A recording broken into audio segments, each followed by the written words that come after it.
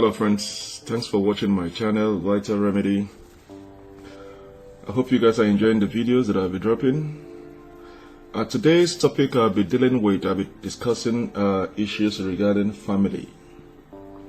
Alright, today topic is how to deal with toxic in-law.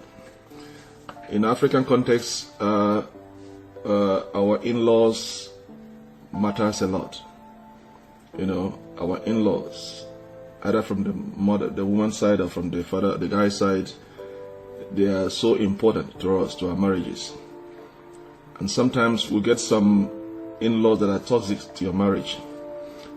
At times you have some in-laws, either the father-in-law or the mother-in-law or the sister-in-law or the brother-in-law are disrespectful to your marriage. So you are in a conundrum and don't know how to deal with it, because it's a delicate dance that you have to dance it diligently. It's not something that you have to jump in with your 2 feet. When it comes to mother-in-laws or father-in-laws or sister-in-laws or brother-in-laws in an African context, all right, because they matters a lot in our marriages. So it's something very delicate that when you find yourself in such situations, you don't know how to deal with it. So today I'm going to be giving you guys 5 or more tips on how to handle toxic in-laws that are disrespectful to your marriage. So I'm going to be giving you guys an insight and see if it's going to be helpful to you guys. One more thing you have to understand is that marriage is not made of bed of roses. Marriage is not made of bed of roses. There are ups and downs in marriages. There are phases that you pass in marriages. There are storms that you encounter in marriages. So if you are faint-hearted, then marriage is not meant for you. If you are not matured enough to speak with wisdom, think with wisdom, then marriage is not meant for you. Because marriage is for matured at heart, not matured physically. And what I mean by matured physically is that you don't marry appearance, you marry what is internally beneath the heart. So if you see those handsome guys, all those pretty ladies that are matured physically, outward looking, and they are not matured internally, then it's a waste of time. They are empty vessels. They are not marriage materials. Don't even waste your time tying any guy or any lady is that, because you are totally waste of time. You must be matured inwardly. Speak with wisdom. Handle issues with wisdom for you to be a marriage candidate. If you are just physically, good looking, the Genesis world we are in today, and you are not matured at heart, please do any guy, any lady a favor. Don't even waste your time tying any lady or any guy down, because you'll be a waste of time to such person. You are an empty vessel. So marriage is not meant for kids, they are meant for adults. And once it's a different world entirely. Marriage is a different world entirely. When you are single, it's different thing entirely. But as soon as you get into that word called marriage, it is a different thing entirely, a different club entirely. There are norms that you have to obey. There are lines that you must not cross. Alright? And if you don't want to lose your freedom, if you're a guy or if you're a lady that doesn't want to lose your freedom, that you are single, that you have all the time on earth to gallivant from one party room to another, or socialize from one friends to another, if you don't want to surrender your freedom to any man or to any lady, then please stay away from marriage, because you'll be a waste of time to any guy or to any woman that you got married to. Because once you get married, there are elements of freedom you are going to lose from both sides, from the guy and from the lady. So if you think that your freedom is more important to you, that you cannot be answerable to anybody, then do not waste your time searching for a husband or searching for a wife. Because once you enter that world of marriage, it is a different world entirely, and there are norms you must obey. There are lines you must not cross. So today, I'm going to be discussing what are those tips on how to handle disrespectful in-laws that are toxic to your marriage. Alright, marriage in reality is not like what it is portrayed in movies. Okay? Marriage, in reality, is not like what it portrays in movies. Marriage is a life-changing decision and must be taken consciously. You might come across many unexpected and unsolicited challenges after you get married. That's what I'm trying to express before. Once you get married, there are challenges that you might encounter. While you were single, not yet married, things are moving fine. Anything you touch moves on fine. Your prayers are answered. Okay? You are independent of yourself. You're not dependent on anybody. You can afford any lifestyle you want to live. But as soon as you get married, you start encountering different challenges that you don't know where what is the source. Some marriages encounter storms at the beginning. Some encounter their storms at the middle. Some encounter their storms at the end. It depends which way your destiny lies.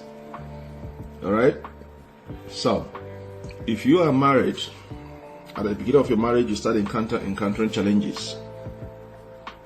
You have to be strong in that marriage. That is the time you are being tested in that marriage between you and your husband and your wife. You have to support each other so that you guys can go through those challenges. And I believe you me, once you guys go through those challenges, alright, you see that you are going to be waxing strong because your bonds are going to be well knitted. And some encounter their challenges at the middle. When they got married, things are moving fine. And towards the middle, maybe after 5, 6, 7 years, 10 years along the line, they start encountering their challenges. These are phases you are passing through. These are storms you are passing through. It's a test of your marriage. And if you don't know how to wax strong with your partner to support each other to go through those phases, you are going to fall apart. No challenges stays put forever. It's a phase you are passing through. It's a test of your love to that marriage. It's a test of your love to that union called marriage, to your husband or to your wife. So when you are passing through phases in your marriage, it is advisable you support each other. It's going to come in different forms, either internally or externally, or even within your family members. Alright? And then there are some phases that come towards the end of your marriage. Maybe after 20, 30 years, you are married, nothing happens, and maybe 30 years along the line, and then you start having issues. Those are phases you are passing through. Those are the same storms. It's all about your destiny when it's going to come. If it is destined that in your marriage you are going to encounter storm towards the end of your marriage, or in the middle, or at the beginning, it is your destiny. The most important thing is how you handle it, both of you. Alright? So you might even find your partner a lot different than they were in the dating phase. Not just the partner, their parent might also seems to be altogether different entities than how you perceive them to be in the inceptions. Whom you married while you are dating might be different after you got married. Even their parent, your in-laws, might be totally receptive to you before you even got married to their daughter or to their son. But as soon as you got married into that family, they became a different entity to you. Alright? So, that's what they say, human beings are like water, they flow in different directions, of different characters. But this is pretty common in African context. The more time you spend with your spouse and their family, the more mysteries you will unravel with time. Now, even if you have unfortunately got emotionally manipulative mother-in-law or disrespectful in-laws, it doesn't imply that the marriage has to end. Let me explain this. Okay? Before you get married to their daughter or to their son, maybe the mother-in-law or the father-in-law manipulated you that they are the best in that family, that you are welcome. They give you all kinds of love, show you different phases of them, in order to manipulate you to say yes to their daughter or to their son. But as soon as you got married to that family, they become a different beast entirely. You see that toxic in them, that disrespectful in them, and you are wondering, is this the same in-laws that I know prior to getting married to their son or to their daughter? Alright? So, that is what I'm trying to explain. Okay? Without a doubt, the dynamic differs from family to family. It's all about how tightly knit the families are. You can still aim to make peace with your toxic in-laws and live fulfilling marriage with your spouse if you deal with the situation smartly and appropriately. Remember, where there is a problem, there is a solution. Where there is a problem, there is a solution. There is no problem without any solutions. Okay? There are a handful of ways through which you can demand respect. Why not demeaning yourself to their standards? There are different kinds of ways you can demand respect from your in-laws while not demeaning yourself to their standard, lowering yourself to their standard. You need to learn how to set boundaries with your in-laws and even maintaining your dignity also. So you can set your boundaries with your in-laws and also maintaining your dignity. Okay? So now, having said all this, I'm going to give you the lay down, the 5 rules, the 5 tips, okay, how to handle your toxic in-laws. All right? Number 1, are you ready? If you have a pen, get a pen and paper. Number 1, set your boundaries right at the inceptions. Set your boundaries right at the beginning. Let me use that word, beginning. You see, right from the one you step your foot into that family, set your boundaries. Don't set your boundaries after 3-4 years. Set it right from the one you step your foot into that boundary, into that family. Don't try to put a facade or portray yourself to be overly sweet and accommodating. Show your partner and their family who you are in the real sense. Let everyone know that this is your endurance level. Every human being has an endurance level. There's a cliche that says that every human being has a madness in them. The same thing is true. Every human being has an endurance level. You see, an elastic has an endurance level. There's an extent you can stretch an elastic. When it passes that endurance level, it cuts. So let everyone know that this is your endurance level. And let them know that you do not prefer anyone to cross it at any time. When you set your endurance level, you have to let them know at no point in time should anybody cross that endurance level. You don't have to be disrespectful, but you can always be assertive and take a stand. You don't need to be disrespectful to your in-laws. Don't be rude to them, but you have to be assertive and take a stand. If you wish to have a peaceful life with your fewer roadblocks, setting boundaries with your in-laws and even your partner is essential. I hope you understand it. So it is important you set your boundaries. Set your boundaries is important. Number 2, focus more on worthwhile activities. Focus more on activities that you like. That's number 2. If you are having an overbearing mother-in-law or a father-in-law, you don't have to spend most of your time hitting the roof. If you have a father-in-law, a mother-in-law, sister-in-law, or brother-in-law that are toxic, overbearing, you don't need to be hitting the roof, nagging, complaining all the time. You are giving yourself headache. There's one point you have to understand. Try to realize that your rude in-laws are not just part of your life. Okay? Understand that your rude in-laws are just part of your life. Excuse me, I used not. I'm correcting it. Realize that your rude in-laws are just part of your life. Remember the word just, part of your life. And not your entire life. Unless you will allow them to be. Your rude and disrespectful in-laws are just a tiny part of your life, but they are not your entire life. Except you allow them to be. If there is no way that you can change their, horrific behavior, swim with the tide. If you have tried everything you could try and see that you cannot change them, all you have to do is swim with the tide and focus more on those things that you really like. It can be your career, your hobbies, spending time with your friends, or make a deliberate effort to spend your time constructively than ruminating over what they say and their hostile activities towards you.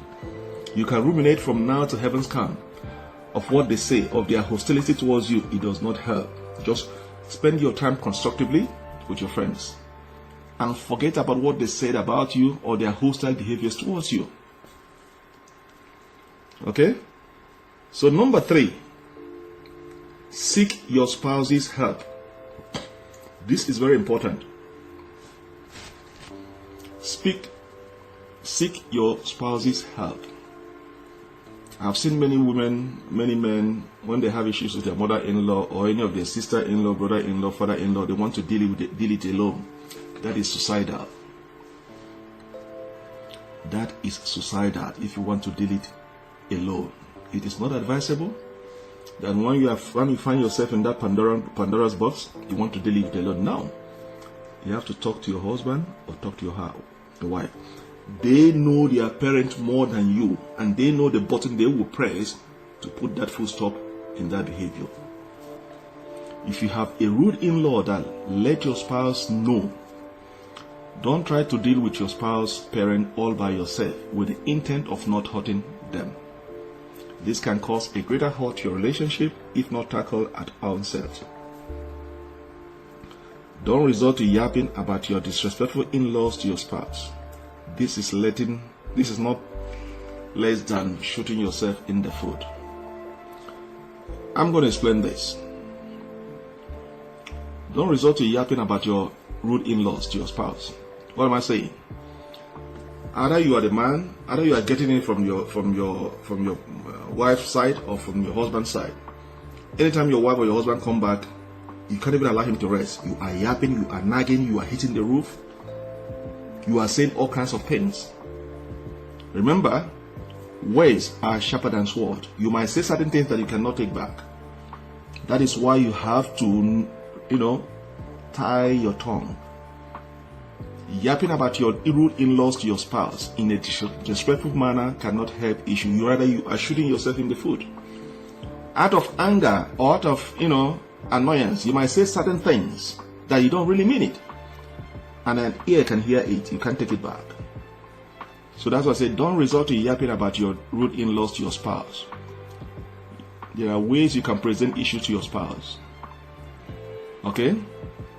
In a cool and calm manner to your spouse for him to listen and know how to deal with it. Without manipulating, try telling the truth to your partner when they are in a receptive mood. Every man, every woman have a receptive mood. You know your husband. You know your wife. You know his or her receptive mood. There are certain times you select. There are certain issues you don't present outside that receptive mood. If you really want his or her attention, there are weak points. There are receptive mood that you can present that issue that he or she will hear and be able to help and dialogue with you. So without manipulating, without adding or minusing or subtracting or adding anything, try telling the truth to your partner while they are in a receptive mode. You can let your spouse know the facts and request them to deal with their parent immediately. Your spouse might be knowing the magic formula to effectively handle their parent and save you from fiddling in the Pandora's box. Alright? Number 4, maintaining a good distance.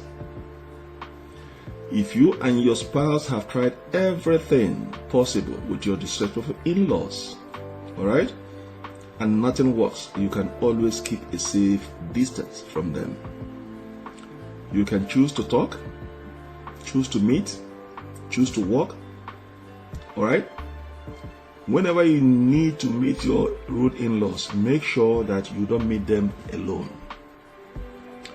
Try to catch up in the presence of your spouse or other people, such that you don't need to indulge yourself in an awkward conversation with them. Anytime you are meeting your in-laws, make sure you are with your spouse or other people, so that you don't find yourself in a situation that you engage in an awkward conversation and you don't know what to say. So always be in the company of your spouse when meeting your in-laws. You can always try to be respectful towards them, but certainly not at the cost of your dignity and mental well-being. If at any time you find yourself losing your mental balance, by all means you can choose to stay away. If they are driving you nuts to an extent that your mental balance is now going above normal, it is advisable to keep your distance and stay away for good. Number 5, go the professional route. Go the professional route is the number 5 tip. If dealing with your rude in-laws is knocking you out, it is always better to seek professional counselors or therapists' help. That is the professional route. The counselor can equip you with effective tactics to deal with your in-laws without compromising your sanity.